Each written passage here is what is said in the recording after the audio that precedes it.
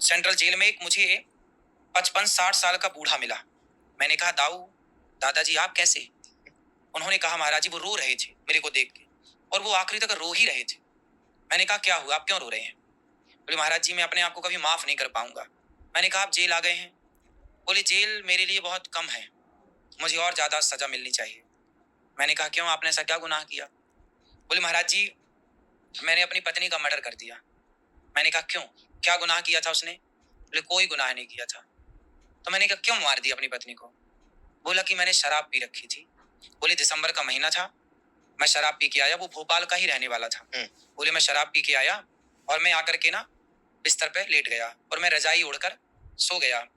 उसी दिन मेरी पत्नी ने कोई एग्जाम दिया होगा, उसका रिजल्ट आया, तो उसने मेरी रजाई खींची कि सुनो जरा वो लैपटॉप में देख दो मैं पास हुई कि नहीं, निकली कि नहीं, नंबर आए कि नहीं। तो मैं बोला कि कल देखूंगा, अभी मैं सो रहा हूँ। पत्नी ने कहा नहीं मेरा रिजल्ट, अब सोचो कोई को रिजल्ट आया एक्साइटमेंट होगी तो वो कहेगा कि नहीं मुझे आज ही देखना। तो पति बोला कि तू अब रजाई मत खींचना, मुझे सोने दे, यदि तू रजाई खींचेगी मैं तुझे मार दूंगा। पत्नी तो पत्नी है, तो दोनों में बड़ा प्यार था।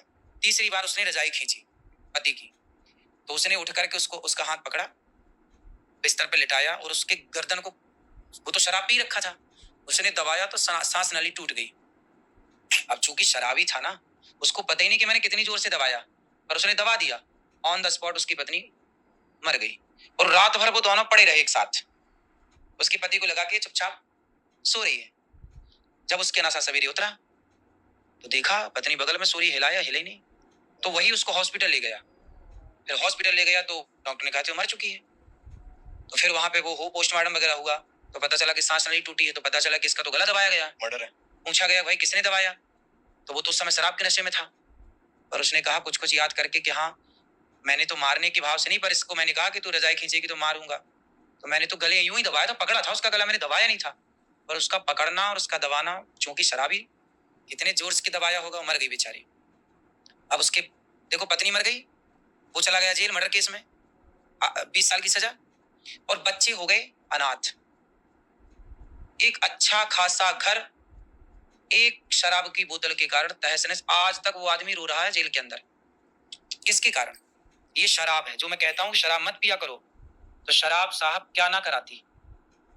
इसलिए बड़े बुजुर्ग कह गए हैं शराब ना पियो, हंसती खेलती जिंदगी में आग लगाना है तो शराब पी लो।